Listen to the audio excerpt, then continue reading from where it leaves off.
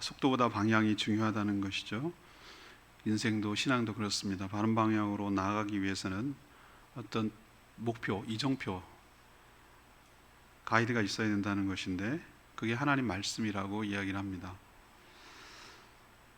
오늘 방향이 잘못되고 열심으로 살아간 자들이 오늘 이야기 속에 나오는데 그 사람들이 유대인들입니다. 오늘 2절 보면은 이런 읽지 않았습니다. 2절을 보면 이렇게 합니다. 사도 바울이 얘기하는 건데 내가 증언하노니 그들이 하나님께 열심히 있으나 올바른 지식을 따른 것이 아니니라, 이런 표현이 나와요. 여기서 그들이란 유대인들을 말합니다. 그들은 하나님의 열심히 있으나, 동영상 표현대로 하면 속도는 엄청났으나 올바른 지식을 따른 것이 아니다 라고 하면은 올바른 방향으로 나아간 것이 아니다, 헛걸음했다, 간 만큼 돌아와야 된다. 그래서 유대인들은 구원에 실패했다 라는 얘기를 그런 표현으로 하는 것이죠. 이 유대인들이 왜 구원을 얻는데 실패했을까? 그렇다면 구원을 제대로 얻으려면 어떻게 해야 되는 것일까? 이것이 오늘의 질문입니다. 제가 간간히 복음에 관련된 또 구원에 관련된 이야기를 해야 되겠다고 작심한 것이 각오가 있는 것이 있었어요. 처음에는 이걸 모르는 사람이 어딨어 이렇게 생각을 하고 이건 당연하게 기본이지 라고 생각을 하고 안 했는데 그게 아니란 걸 알았어요. 그렇게 잘 나가고 3할 타율을 치던 타자도 슬럼프에 빠져요. 유현진 보세요. 얼마나 잘 던지다 요즘 정말 슬럼프에 빠진 것 같아요. 항상 잘할 수는 없어요. 그게 신앙이고 그게 인생이에요. 그래서 그럴 때마다 코치들과 하는 얘기들이 기본으로 돌아가래요. 네가 처음 야구를 배웠을 때 어떻게 시작했는지, 어떤 폼으로 시작을 했는지. 우리도 신앙이 흔들리고 어렵고 헤맬 때마다 뜨뜻미지근하고 어떻게 하는 게 잘하는 건지, 내가 지금 어떤 상태인지 모를 때마다 우리는 기본으로 다시 돌아가서 우리가 당연히 알고 있었을 법한, 그리고 알고 있어야 될 구원의 기본적인 원리를 다시 한번 점검하고 확인함으로써 우리가 가야 되는 길이 맞는가, 이 방향이 옳은가, 나는 지금 잘 가고 있는가 라는 것을 점검함으로 더 확신 가운데 신앙생활하는 저와 여러분 되기를 소망합니다. 오늘 제목은 그겁니다. 구원을 얻으려면, 이건 모르는 신앙인이 세상에 어디 있겠어요. 교회를 다니는 모든 성도라면은 구원을 얻으려면 그걸 몰라? 믿어야 되지, 뭐 이렇게 얘기를 하는데, 오늘 다시 한번 그것을 처음부터 차근차근 점검해서 우리가 구원을 얻으려면 어떤 스텝과 과정을 거쳐야 되는지 점검하려고 합니다. 먼저 첫 번째는 가까이 있는 믿음의 말씀을 따라야 한다는 것이죠. 오늘 1절에 보면 형제들아 라고 말하는 것은 그 이스라엘 백성들을 지칭하는 것이에요.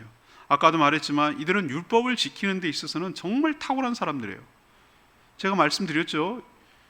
정말 10여 년 전에 이스라엘 갔을 때 말씀드렸잖아요. 그날 사밧, 안식일, 금요일이란 말입니다. 금요일 날 차도 안 다닐 정도로 한산해요. 제가 충격받았던 건 엘리베이터였어요. 엘리베이터가 다 불이 켜져 있는 거예요. 물어봤어요. 왜 다 켜져 있냐고. 그럼 누르는 거 아니에요. 그날을 안식일 모드라고 했어요. 안식일 모드란 뭐냐? 누르는 게 일이에요. 그래서 누르지 않아도 다 쓰도록, 그냥 자동으로 쓰도록 그렇게 모드를 만들어 놨다는 거예요. 내가 거기서 와, 지독스러운 사람들이구나. 이게 누르는 게 뭘 일이라고. 이 정도예요. 지금 이건 예수님 당시의 얘기가 아니라 지금 우리가 동시대에 살아가고 있는 이 정도예요. 그렇게 지독스럽게 말씀을 지키려고 애를 써요. 지금도 저렇게 세속적이고 타락했다고 이스라엘 나라라고 말하지만 지금도 그런 사람들이 있어요. 그런 문화가 아직도 있어요. 이스라엘은 현대 국가가. 그런데 아까도 말했지만 2절의 말씀대로 올바른 지식을 따른 것이 아니니라. 우린 자꾸 지식 그러면 자꾸 날라지기 개념으로 생각해서 어떤 학습하고 공부 이런 건데, 이건 그냥 우리가 번역할 때 그렇게 쓴 거고요. 올바른 방식, 올바른 절차, 올바른 하나님의 제시한 방법 이런 걸로 포괄되는 말이 지식이라고 표현하는 거예요. 올바른 단계, 올바른 방향, 올바른 스텝을 거쳐서 한 게 아니다. 그냥 열심만 있었는데 열심만 해요. 열심만 힘을 헛심 쓰는 거예요. 축구할 때 보십시오. 제가 그 유심히 감독들이 하는 말을 들었거든요. 보면은 공 못 차는 사람들의 특징, 또 테니스도 마찬가지예요. 열심히 뛰어다녀. 허심스러워. 축구 열심히 뛴다고 되는 게 아니에요. 슬렁슬렁 달리다. 메시 하는 거 보세요. 슬렁슬렁 달리다가 딱 포착했다 라고 했을 때 찬스다 라고 생각할 때 번개처럼 다가와서 딱 원샷 원킬 한 방에 딱 집어넣잖아요. 그게 잘하는 사람이에요. 막 열심히 축구라고 뛰어다니는 사람이 잘하는 게 아니에요. 유대인이 그랬어요. 열심은 있어요. 올바른 지식, 올바른 방법으로 하지 않았기 때문에 실패한 거예요. 그럼 뭐가 이 사람들이 실패했다는 근거가 뭐냐? 읽지 않았습니다만 우리 지금 계속 여러분들을 종합적이고 총체적으로 성경 말씀을 좀 대했으면 좋겠어요. 가장 설교자도 맹점이고 듣는 사람도 맹점이 뭐냐면은 성경을 우리가 10장 1절 이건 찾기 편하기 위해서 이렇게 말한 거고, 성경을 처음 지을 때는 아니 서신을 쓸 때 무슨 1장 1절, 1장 2절 이렇게 쓴 게 어디 있어요? 그냥 쭉 이어서 쓰지. 이것을 통합적으로 바라봐야 되는 거예요. 전체 앞뒤 문맥을 이 말 가운데 이것이 어떻게 이유가 되고 이 뜻이 뭔지를 앞뒤를 문맥을 살펴야 돼요. 유대인들이 실패한 이유는 9장 32절에 나와요. 9장 32절에 이렇게 표현하고 있습니다. 어찌 그러하냐? 이거 왜 실패했냐? 그 얘기예요. 이는 그들이, 여기서 그들이라는 것은 유대인입니다. 그들이 믿음을 의지하지 않고 뭘 의지했다고요? 행위를 의지함이라. 그게 바로 하나님의 부딪히는 돌이었다는 거예요. 33절에 그런 얘기합니다. 보라, 내가 걸림돌과 거치는 바위와 시온에 두노니 그를 믿는 자는 부끄러움을 당하지 아니하리라. 이게 하나님의 테스팅이에요. 걸림돌이었어요. 누구에게는 디딤돌이 되는데 누구에게는 걸림돌이 되도록 했다는 거예요. 하나님은 처음부터 믿음으로 구원을 얻는, 믿음으로 의롭다함을 얻는 방식을 취하셨어요. 그래서 그 샘플로 우리가 지난주 계속 묵상한 게 뭐죠? 아브라함, 너네들이 믿음의 조상이라고 부르는 아브라함도 행위 때문에 의롭다함을 얻은 것이 아니라 하나님의 약속을 믿음으로 의롭다함을 받았느니라. 여러분 아멘이시죠? 그 원리가 처음부터였다고, 처음부터. 근데 이들은 그것을 착각하고 오해해서 하나님이 아브라함 훨씬 뒤에 모세 때 나온 500년이나 갭이 있는 그 신에서 받은 그 하나님의 율법을 온전히 지켜서, 율법을 지켜서 행위, 공로, 행위는 곧 공로예요. 다른 말로 내가 뭘 해서, 내가 뭔가 기여해서, 내가 뭔가를 착한 일을 해서, 내가 뭔가를 해서 어려운 사람들 도와주고 사회에 기부하고 헌납하고 그렇게 해서. 불교랑 뭐가 다릅니까? 그렇게 한들, 물론 안 한 것보다는 낫지만 그렇게 한들 하나님의 의로움에 만족할 만큼, 절대치가 의로움이 될 만큼 그게 그 공로가 되냔 말이에요. 메뚜기 뛰는 거랑 똑같지. 하나님이 이렇게 하늘에서 쳐다보시면 벼룩이 뛰는 거랑 똑같지. 벼룩은 30배 이상 자기 몸에 뛰었다고 크게 자랑할지 모르지만 사람 눈에 보면 이거 벼룩이 뛰는 거지 뭘. 어디 뛰어봐야 벼룩이지. 제 말 이해하시겠어요? 하나님을 만족할 만큼 그게 의로움이냐 이 말이에요. 상대적 의로움이지. 쟤보다 내가 낫거든요. 저 할례 받지 못한 이방인보다는 내가 급이 다르거든요. 이게 자기 만족이죠. 하나님은 처음부터 그게 아니었는데. 그래서 그걸 지적하는 거예요. 열심은 진짜 열심히 있다만 올바른 지식에서 하는 것이 아니다. 그 올바른 지식이 아니란 얘기는 하나님은 처음부터 믿음으로 의롭다 하는 방법을 취했는데 이들은 행위로 율법을 지키는 것으로 공로로 의롭다함을 얻으려는 핀트가 안 맞는 엉뚱한 방향으로 나갔기 때문에 이들이 구원을 실패했다. 그 얘기를 지금 하는 거예요. 하나님이 이게 걸림돌이고 시험돌이 있다는 것을 이스라엘 백성들은 몰랐어요. 자기 공로로, 자기 행위로 하는 것을 예수 그리스도를 딱 주니까 딱 거기서 다 걸려 넘어져요. 이게 결정적인 걸림돌이자 디딤돌이었어요. 예수 그리스도를 믿음으로 의롭다 얻는 자에게는 예수님이 구원을 얻는 디딤돌이 됐어요. 도약할 수 있는 돌이에요. 그런데 예수님을 딱 놓으니까 여태까지 행위로 구원을 받는다라고 생각했는데 믿어야 된다고 그러고 내가 영접해야 된다고 이렇게 말하는 예수 그리스도를 받아들일 수가 없는 거예요. 용납이 안 되는 거예요. 율법에 보면 십자가에 나무에 달린 자마다 저주받는데 어떻게 저주받는 자가 메시아냐? 저 사람을 어떻게 메시아로 받아들이라고 하냐? 자기들은 용납이 안 되는 거예요. 그게. 그러니까 거부하고 거절해서 오히려 걸려 넘어지는 돌이 되고 말았어요. 하나님이 지혜로운 분이에요. 행위로 공로로 구원받겠다고 시도하는 자들은 거기서 다 걸려 넘어지겠어요. 그게 아니라 오직 믿음으로 의롭다 된 자만이 예수 그리스도를 영접함으로 도약하고 구원을 얻게 될 줄로 믿습니다. 그것을 오늘 3절에 다시 한번 정리하고 있잖아요. 3절. 하나님의 의를 모르고, 오늘 10장 3절에 그렇게 표현했어요. 하나님의 의를 모르고, 하나님께서 어떻게 의로움을 준다는 것을 모르고, 올바른 지식과 방법을 모르고 자기 의를 세우려고, 자기가 뭔가를 해서, 자기가 뭔가 행위를 해서 뭔가 공로를 쌓아서 자기의 의로움을 세우려고 함으로써 오히려 하나님의 의에 복종하지 않은, 불순종하는, 하나님을 오히려 거역하는, 하나님이 이거라고 하는데 자기 열심에 빠져가지고 하나님 틀렸거든요, 당신이 올바르지 않다고요, 이렇게 어처구니 없는 막말을 하는, 기가 막힌 거예요. 하나님이 이거라고 하는데도 하나님이 틀렸대. 그러시면 안 된대. 공평하지 않대. 아니 뭔가 자기 열심히 있어야지요. 어떻게 다 똑같이 구원을 주세요. 한 게 있는데, 내가 뭔가 한 게 있는데, 이런 식으로 접근하니까 하나님이 틀렸다는 거예요. 이렇게까지 나오는 거예요. 그러므로 인해서 하나님이 의로움을 주시고 구원을 주시려는 것을 오히려 배척하고 불순종하고 대드는 꼴이 됐단 말이에요. 열심히 있으면 있을수록. 사도 바울이 자기가 그렇게 살았거든요. 초대교회 당시에 예수 그리스도를 믿는 성도들을 잡아들이기 위해서 그 먼 다메섹까지 갔잖아요. 그렇게 하는 게 잘하는 건 줄 알았어요. 자기 열심에 방향이 잘못되니까 열심히 하는데 한 만큼 하나님을 거역하고 한 만큼 하나님 마음 아파하고 하나님을 불순종하는 꼴이 되고 말았다 이 말이에요. 그럼 하나님의 방법은 처음부터 뭐였나? 4절이 하나님의 방법이었어요. 그리스도는 모든 믿는 자에게 의를 이루기 위하여 율법의 마침이 되시니라.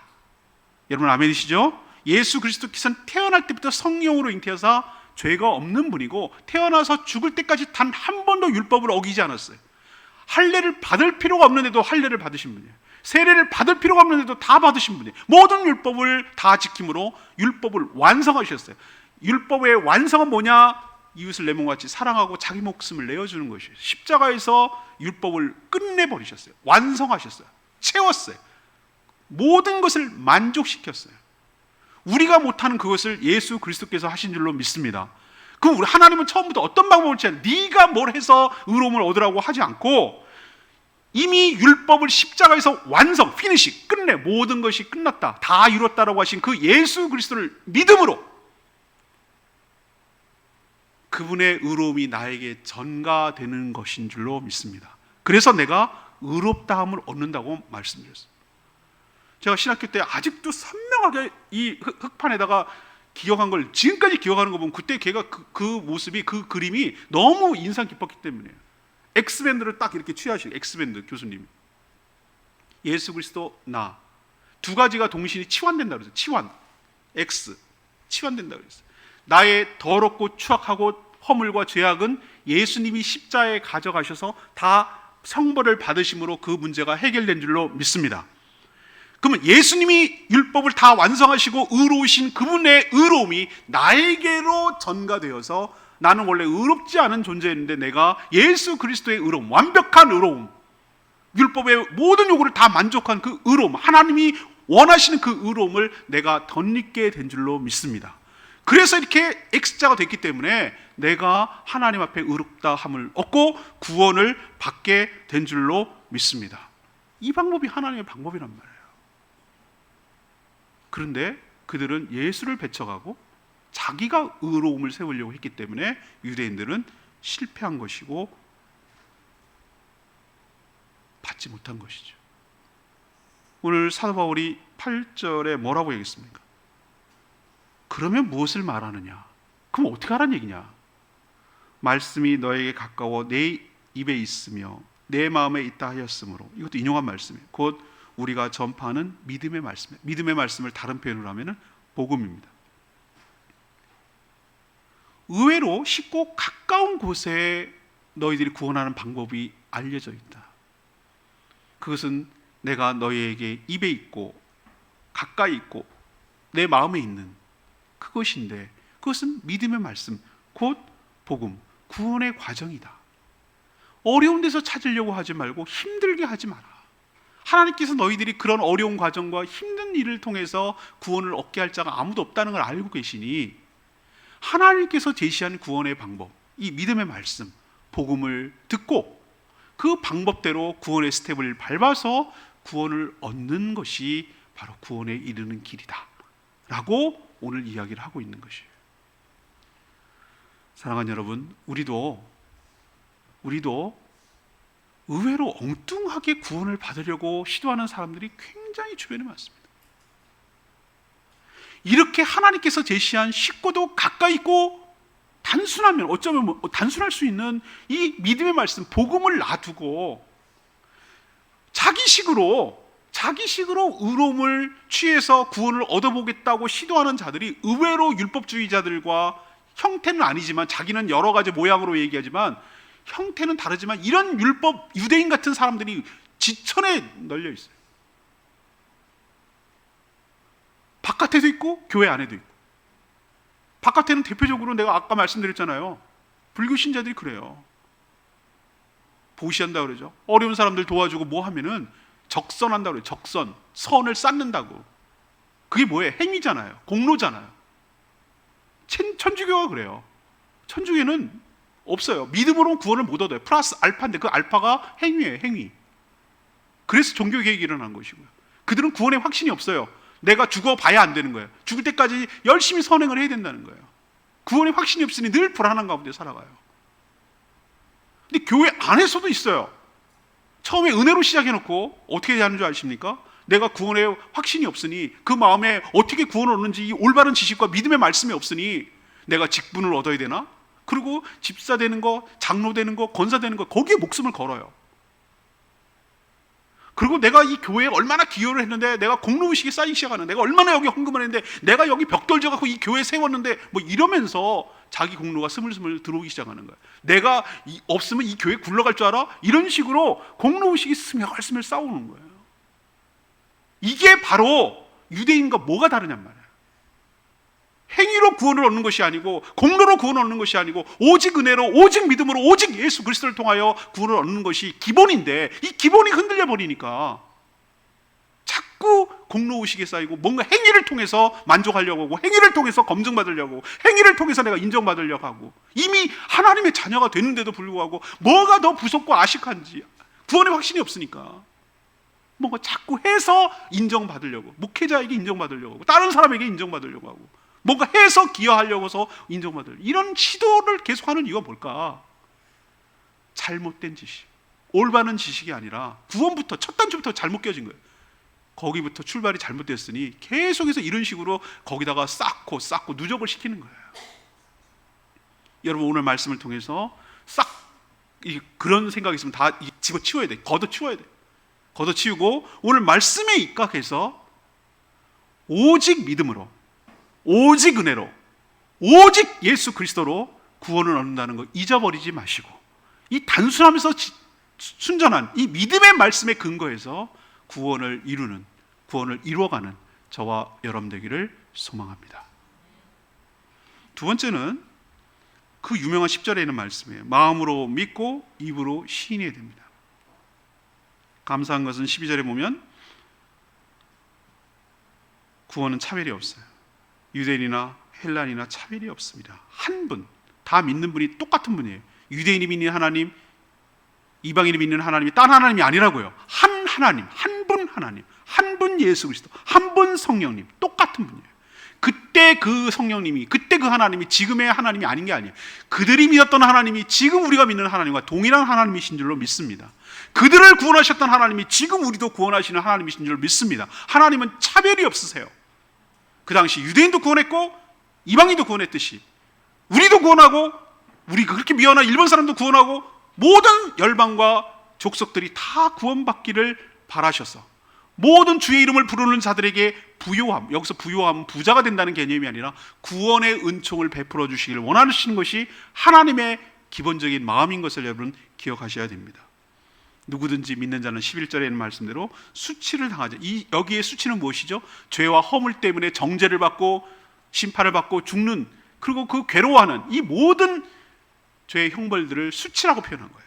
누구든지, 예외 없어요. 누구든지 믿는 자는 다 수치가 없을 것이고, 13절에 그 유명한 요엘서에 있는 말씀을 주님이 여기서 인용했는데, 주의 이름을 부르는 자마다, 주의 이름을 부르는 자마다 누구든지 예외 없이 다 구원을 얻게 될 줄로 믿습니다. 이 얘기를 왜 전제를 깔아놓죠? 왜 이 얘기를 먼저 합니까? 너는 되고 나는 안 되고 그런 거 없다는 거예요. 누구 차별이 없다는 거예요. 누가 될지 아무도 모르나 이런 과정을 거치면 누구든지 수치를 당하지 않고 주의 이름을 부르는 자는 구원을 얻게 되고 부요함을 얻게 된다는 것을 확인시켜 주는 거예요. 이래서 얼마나 감사합니까? 우리는 얼마나 차별합니까? 얼마나 배웠니 못 배웠니 있느니 없느니 뭐 남자니 여자니 나이 먹으니 이런 거 얼마나 사람들을 차별합니까? 근데 하나님이 이게 복음이에요. 복음은 여러 가지 복음이 있지만 전 이것도 복음이라고 생각해요. 하나님 복음에는 차별이 없게 하여 주시며 감사합니다. 누구든지 그게 뭐 정말 못 배운 아무것도 없는 그런 사람이라 할지라도, 저 아프리카에 있는 사람이라, 밀림에 있는 사람이라 할지라도, 도심에 있는 사람이라 할지라도 누구든지 과거가 어떻게 살아왔던 사람이라 할지라도 죄가 이만큼 없느니 있느니 그건 사람들이 평가고 하나님 눈에는 이만큼이나 요만큼이나 다 똑같아요. 죄인은 죄인이에요. 그거 따지지 아니하시고 과거 어떻게 살아왔는지 따지지 아니하시고 누구든지 주의 이름을 부르는 자는 구원을 얻게 될 줄로 믿습니다. 자, 뭐 구체적으로 디테일하게 들어가서 어떻게 되는가? 먼저 해야 될 것이 있어요. 주의 이름을 부르기 전에 마음으로 믿어. 10절에 나오죠. 사람이 마음으로 믿어서 의에 이르고 입으로 시인하여 구원을 얻느니라. 이 과정이 굉장히 중요해요. 먼저 해야 될 내용이 뭐죠? 마음으로 믿어요. 그거를 9절에 또 한 번 강조하고 있어요. 그 내용을 강조하고 있어요. 내가 만일 내 입으로 주로 시인하며 또 내 하나님께서 그를 죽은 자 가운데 살린 것을 내 마음에 믿으면 구원을 받으리라. 여기서는 시인한 게 먼저 나오지만 여러분 시인하기 위해서는 뭐가 필요하죠? 먼저 믿는 과정이 필요해요. 말부터 해놓고 믿는 건 불가능해요. 앵무새처럼 따라하는 게 아니에요. 중요한 것은 먼저 믿는 게 중요해요. 근데 뭘 믿느냐가 중요해요. 무엇을 믿느냐, 믿는 내용, 그리고 그 믿는 것을 시인하는 내용이 중요해요. 믿는 것을 입으로 시인하는 거예요. 그러면 뭐를 시인하는 것이냐? 9절에 나오잖아요. 예수를 누구라고 시인하는 거? 주라고 시인하는 거. 시인한다는 것은 인정한다는 뜻이에요. 그리고 그가 하나님께서 그를 죽은 자 가운데서 살리신 것을 믿으면, 이게 믿는 내용이에요. 여러분 지금 중요한 복음을 얘기했습니다. 자, 예수 그리스도가 나에게 어떤 존재인가, 관계를 지금 얘기하는 거예요. 2000년 전 유대인이었던 그분하고 이스라엘에 있었던 일어나고 나하고 뭔 상관이 있느냐 말이에요.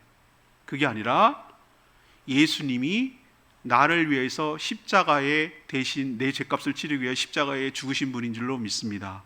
그 죄값이 치러졌다는 것을 증거하기 위해서 3일 만에 부활하신 줄로 믿습니다. 왜 죽음을 얘기하고, 아니 부활을 얘기하면 죽음이 전제되기 때문에 부활만 얘기한 것 뿐이에요. 아니 부활이라는 건 죽어야 부활이 나오는 거잖아요. 근데 여러분 왜 부활이 이렇게 중요하기 때문에 왜 부활을 얘기하죠? 여러분 예수님이 부활절에 제가 설교한 적이 있는데 부활을 하지 않았으면 예수님의 죽음은 아무런 의미 없어요. 억울한 죽음이긴 해요, 내가 봐도. 근데 세상에 억울하게 죽는 사람이 예수님 같은 사람이 한둘이 아니에요. 근데 다시 살아나지 않았어요. 그 메시아가 아니기 때문에. 예수님이 죽은 자 가운데서 하나님께서 살려내신 이유가 이분이 나의 보낸 메시아란 증거를 내는 거고, 너의 모든 죄값은 이걸로 십자가에서 종결됐다라는 것을 보여주고, 죄가 없으면 죽음도 없는 것이니 죽음이 그를 붙들지 못한다라는 것을 증거하기 위해서 죽은 자 가운데서 3일 만에 부활하신 줄로 믿습니다. 그의 부활을 믿는다는 것은 그냥 부활, 살아났다는 거 단순한 게 그게 아니에요. 내 죄가 다 용서되었다. 내 죄가 십자가에서 다 해결되었다. 그 십자가에서 내 죄가 예수님이 감당함으로 깨끗하게 해결되었다. 나는 예수를 믿는 순간 나는 예수님처럼 죄가 없는 관계로 예수님과 함께 부활하게 될 줄로 믿는다. 이런 내용들이 함께 함축적으로 부활을 믿는 거예요. 예수 그리스도가 주라는 것은 어떻게 합니까? 예수님이 그전에 누가 주인이었습니까? 내가 주인이지, 내가. 아니면 엉뚱한 게 주인이지. 자기는 내가 주인이라고 말하지만 사실은 사단의 권세가 그를 휘어잡아서 끌고 다니고 이렇게 했단 말이에요. 사단이 그의 주인이었어요. 거짓말하는 자는 거짓말하는 자의 아비라고 그랬어요. 거짓말하는 자기 아비가 사단이라고 그랬어요. 마귀 사단이. 거기 끌려다녔어요. 그랬던 우리를 끄집어내어서 주인을 바꿔주신 줄로 믿습니다. 예수님이 나의 주인이 되어주도록 하셨어요. 주인은 내 삶을 책임져 주는 분인 줄로 믿습니다. 어차피 주인은 주인 아니야, 나는 종 아니야 이렇게 말하면 사단 마귀는 나를 죽이고 이용하고 해하고 그러려고 하는 악덕 주인이고, 주인은 주인인데 이 예수 그리스도는 나를 위해서 십자가에 죽기까지 나를 사랑하고 아끼고 아낌없이 자신을 내어주는 분이고, 나이가 자유롭게 살아가도록 하는, 나를 위한, 나를 책임져주는, 나를 보호해주는 주인인 줄로 믿습니다. 그렇게 받아들이고 믿는 것을 말하는 것이죠.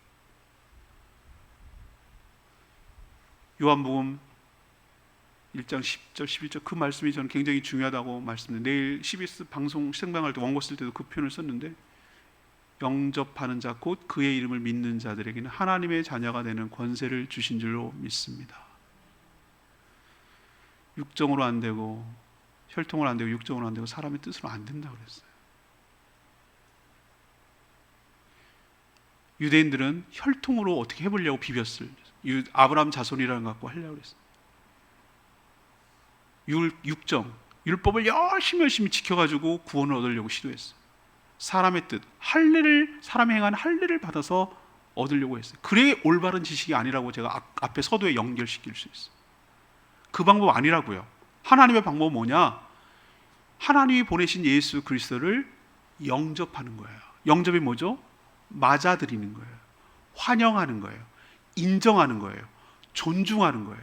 용납하는 거예요. 모셔드리는 거예요. 이게 영접인 줄로 믿습니다. 반대는 배척하는 거예요. 불신하는 거예요. 이게 배척이에요. 영접이 뭐냐? 내 마음속에 모셔드리는 거예요. 그게 믿는 거예요. 영접하는 자 곧 이라는 equal 같은 개념이에요. 다시 말해서 라는 뜻이에요. 영접하는 자, 다시 말해서 그의 이름을 믿는 자들에게는 하나님의 자녀가 되는 권세를 주신 줄로 믿습니다. 그 방법이 이 방법이란 말이에요. 입으로 시인하고 믿는 거예요. 이 믿는 것을 고백하는 거예요. 영접하는 게 곧 고백하는 거예요. 영접하는 것이 곧 믿는 것이고, 고백하는 것이 곧 믿는 것이에요. 그래서 여기서 뭐가 나왔습니까? 믿는 것을, 마음으로 믿는 것을, 말로 표현하는 것을 처음에 어떻게 해야 되는지를 모르니까, 처음 기도라는 것조차도 못 해봤으니까, 그래서 먼저 믿었던 목회자나 먼저 믿은 사람들이 이렇게 기도를 해주는데, 그건 앵무새처럼 따라하는 게 아니라 그때 반드시 그 상대방이 얘기해야 될 게 뭐냐면은, 이거는 내 기도가 아니라 당신이 하는 말입니다. 당신이 어떻게 말을 해야 될지 모르기 때문에 도와주는 것뿐이고, 당신의 진심에서 나오는 자신의 말이어야 합니다. 자신의 고백이어야 합니다. 라고 하면서 여러 가지 기도문이 조금씩 다르지만 그렇게 하는 기도를 영접 기도라고 부르는 거예요. 예수 영접 모임할 때 항상 하는 얘기예요. 그 내용이 조금씩 다르지만 분명한 사실은 이런 내용이 들어가야 돼요. 하나님, 내가 죄인입니다.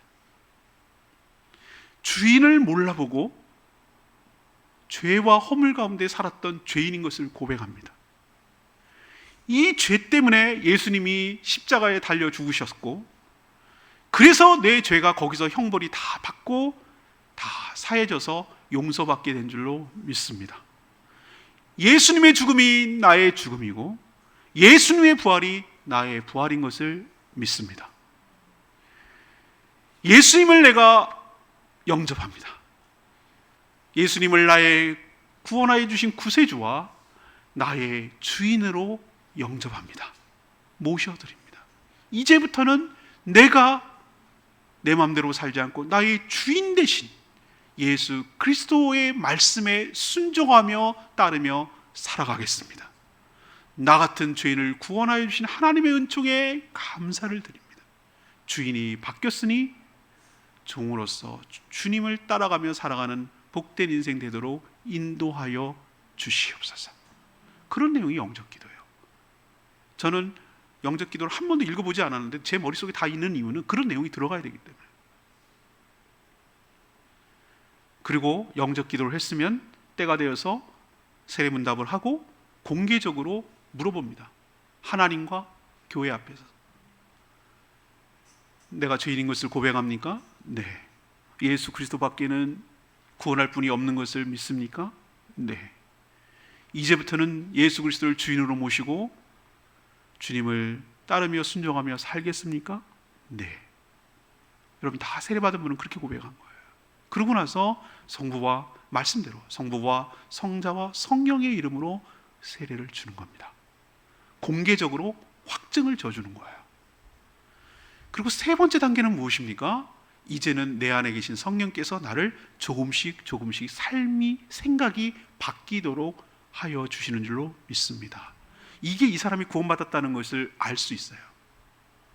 이런 과정을 스텝을 거쳐야 되는 거예요. 이거를 유대인들은 몰랐어요. 올바른 지식으로 하지 않았어요. 믿음의 말씀으로 하지 않았어요. 이 스텝을 안 거쳤어요. 뭐가 믿음의 말씀이고 복음인지도 몰랐고, 어떻게 해야 믿는 건지도 몰랐고, 어떻게 말을 하고 고백을 해야 되는지도 몰랐고, 어떤 성례를 받아야 되는지도 몰랐고, 그러면은 예수 믿는 사람이 어떻게 삶이 바뀌고 변하는지도 몰랐고, 그러니 여전히 구원과는 상관없이 살아가는 불쌍한 사람들이 얼마나 주변에 많은지 몰라. 안타깝게도 교회 안에도 있어요. 사랑하는 여러분, 여러분들은 마음으로 믿고 입으로 시인하고 그렇게 삶이 바뀌어서 예수 그리스도의 제자로, 종으로, 하나님의 백성으로, 자녀로 살아가는 복된 인생 되기를 축복합니다. 마지막으로 누군가 복음을 전해서 듣도록 해야 된다는 거예요. 자, 구원을 얻게 되는 믿음은 어떻게 생길까? 17절에 나오는 대로 들어야 돼요. 믿음은 들음에서 나며 들음은 그리스도의 말씀으로 말미암는다 그랬잖아요. 들어야 돼요. 안 듣고 어떻게 알겠어요? 어떻게 들어야 될까? 누군가 14절에 있는 말씀처럼 누군가 복음을 전하는 사람이 있어야 될 거 아니에요. 그래서 가정교회에서 역할분담 하자고 그러잖아요. 여러분들 목장에 어떻게든지 데리고 오세요. 이런 게 교회였어? 반상회 같은데? 무슨 친목회야? 아니 밥 먹고 이렇게 재밌는 것이었어? 나는 이상한 건 줄 알았더니 한 번도 경험해봤으니 뭔지 알 수가 있나요? 거기 나와서 이런 사람들이라면 상식이 통하는 사람들이고 말이 되고, 너무 좋네. 여기 내 말도 해도 다 들어주고, 여긴 정치 얘기도 안 하고 뭐든 얘기도 안 하고, 너무 좋네. 그럼 마음이 열리면은, 한참 마음 신뢰가 생기면은 더 궁금하시면 예수 믿는 게 뭔지를 가르쳐 주겠다고 데리고 오셔요. 여러분이 못하는 거 제가 하잖아요. 예수 영접 모이면서. 그래서 역할 분담해서 예수를 믿게 하자는 거예요. 어쨌든 중요한 것은 뭐냐면은 말씀을 들어야 되는 거예요. 복음을 들어야 되는 거예요. 이 방금 오늘 설교한 내용들을 그분의 언어에 맞춰서 듣게 해줘야 될 거 아니에요. 어떻게 해서 내가 예수를 믿고 어떻게 내가 어떻게 하는 척 구원을 얻게 되는지 알려줘야 될 거 아니에요. 들려줘야 될 거 아니에요. 그럼 누가 이거 할 건데요? 이 좋은 소식 복음을 누가 할 거냐 말이죠. 하나님이 성도, 먼저 믿은 성도를 이 좋은 소식을 전하라고 보내신 줄로 믿습니다. 그래서 오늘 인용한 거예요. 출 바벨론 이 이사야서를 인용해서 15절에 아름답도다 좋은 소식을 전하는 자들의 발이여. 이건 이사야에 있는 말씀이에요. 바벨론에서 포로로 끌려 나온 것을 해방됐다는 것을 하는 소식을 전하는 사람을 아름답도다 좋은 소식. 이거를 지금 인용하는 뭐예요? 똑같은 좋은 소식이란 말이에요. 너희들이 죄와 사망과 사단의 권세로부터 해방되었습니다. 예수 그리스도가 여러분들을 구원하실 것입니다. 여러분을 끄집어내어 주실 것입니다. 라고 알려주는 자의 발이 얼마나 아름다운가. 그렇게 전하는 사람이 누구예요? 먼저 믿은 우리 성도란 말이에요. 자, 그러면 복음을 전하기만 하면 다 믿을까? 16절에 보세요. 다 복음을 순종하지 않았다. 이런 것을 예측하고 예상하라는 거예요. 다 믿으면 얼마나 좋겠어요. 여러분들 다 믿으면 금방금방 다 되겠다. 안 믿어요. 안 믿기로 작정된 사람이 있기 때문에. 근데 누가 작정되는지 어떻게 하냐고요, 우리는. 그건 하나님의 영역인데. 그래서 때를 어떤지 못 어떤지 누구에게나 복음을 전해야 되는 이유가 여기 있습니다. 그 중에는 작정되고 준비된 사람, 나를 통해서 예수 믿기로 작정된 사람이 있을 수 있기 때문에, 그래서 열심히 계속해서 낭망하고 포기하고 좌절하지 말고. 이 말씀 없었으면 우리 쉽게 지쳐요. 목회자인 저는 더 지쳐요. 애를 쓰고 일생을 헌신했는데도 결과는 정말 미미하거든요. 그럴 때마다 정말 나는 뭐냐 이렇게 되는데, 그거 낭망할 이유 없어요. 다 믿으면 얼마나 좋겠어요. 그러나 그 한 명이 있기 때문에, 준비된 사람이 있기 때문에 포기하거나 낭망하지 말고 끝까지 이 복음 전하는 일을 계속해야 되는 일인 줄로 믿습니다. 생각해보세요. 우리나라에 복음 전하는 사람이 없었더라면, 선교사가 여기 뭐 중국이나 가고 일본이나 가고 여기 조그마한 뭐 알지도 못하는 조선 이런 나라, 뭐 일제 식민지 있는 나라, 이 나라 뭐하러 여기 뭐냐 이렇게 하고 관심도 두지 않았더라면 우리는 그냥 무지 가운데 살았을 거예요. 누군가가 여기에 관심을 갖고 저는 양화진 여러분들 기대하고 계셔요. 언젠가는 한번 서울 나들이 할 때 여러분들 투어할 거예요. 근데 꼭 데려가는 필수 코스 중에 하나가 양화진 선교사 무덤이에요. 신대원 할 때 한국교회에서 공부할 때 이만열 교수님이 거기 가가지고 사진 찍고 인증샷 찍어갖고 오고 거기를 다 둘러본 다음에 역사도 자료를 고찰한 다음에 갔다 온 소감을 리포트를 쓰라고 해서 가서 현장에서 사진 찍고 막 난리 친 적이 있어요. 거기서 제일 감동받은 게 뭔지 아세요? 대단한 선교사님들의 무덤 묘비가 아니었어요. 제가 충격받은 건 뭐냐면 조그만한 무덤. 근데 내가 잘못 썼나? 1900 생년월일 1901년 뭐 죽은 날 1901년 왜? 같은 해 죽었어? 그때 깨달았어요. 애기였어요. 자기는 선교사로 헌신했기 때문에 가능해요. 그럼 각오가 돼 있을지 몰라요. 풍토병으로 선교사들이 와서 얼마나 많이 죽었는지 몰라요. 근데 자기는 그런 각오가 돼 있을, 그것도 어려운 일이지만 자기 자녀들이 그렇게 죽어가는 것을, 이국 땅에서 죽어가는 것을 볼 때 이거 정말 힘들어요. 그래서 우리가 복음의 비친 자가 된 거예요. 이기평 선교사님이 여기 안 왔더라면 그 7명의 목사님 중에 여기 연고지가 하나도 없는데 자기 그냥 육지에서 좋은 자리 있어가지고 거기서 있었다면 누가 여기 복음을 전하겠냐고. 헌신된 그 한 사람이 있었기 때문에 오늘의 제주도 교회가 있는 거 아니겠어요? 이런 누군가의 헌신이 있었기 때문에 오늘의 내가 있었다면 오늘의 나의 헌신을 위해서 누군가가 열매가 생긴다는 가정을 하고 선교하고 복음 전하는 일에 힘쓰며 애쓰며 사는 것이 은혜 받은 자, 먼저 믿은 자의 마땅한 태도이며 도리이며 의무이며 명령인 줄로 믿습니다. 오늘 말씀을 정리하면 모든 일에 바른 절차가 중요하다고 제가 말씀드렸어요. 그냥 막 열심히 무대포로 막 하는 게 중요한 게 아니에요. 구원도 올바른 지식, 다시 말해서 올바른 복음의 순서, 스텝을 따라서 할 때 확신에 거하고 분명히 구원을 얻게 될 줄로 압니다. 첫 번째로 여러분에게 다시 상기시키자면 자기 공로, 자기 의로움 버리셔야 합니다. 은혜로 시작해서 은혜로 마치는 저와 여러분 되기를 소망합니다. 은혜로 시작해서 자기 행위와 공로로 끝나지 않기를 원합니다. 내가 뭘 했어도 하나님은 은혜였고 내가 뭘 이뤄도 내가 한 게 아니라 하나님의 은혜입니다. 나는 자랑할 게 없어요. 모든 영광은 하나님께 돌려 마땅한 것이 맞습니다. 그걸 희생할 이유가 없고 그걸 탐낼 이유가 없어요. 내 것이 아니었어요. 구원도 마찬가지예요. 그러니 하나님께 감사하며 평생 동안 은혜 가운데 살아가며 늘 은혜를 사모하며 그렇게 살아가는 복된 인생 되기를 축복합니다. 두 번째는 믿음과 고백은 같은 개념이에요. 말하는 거. 그래서 예수 그리스도를 믿고 시하고 그게 영접하는 거고 그게 믿는 거예요. 그리고 세례를 받고 나면 어떻게 되죠?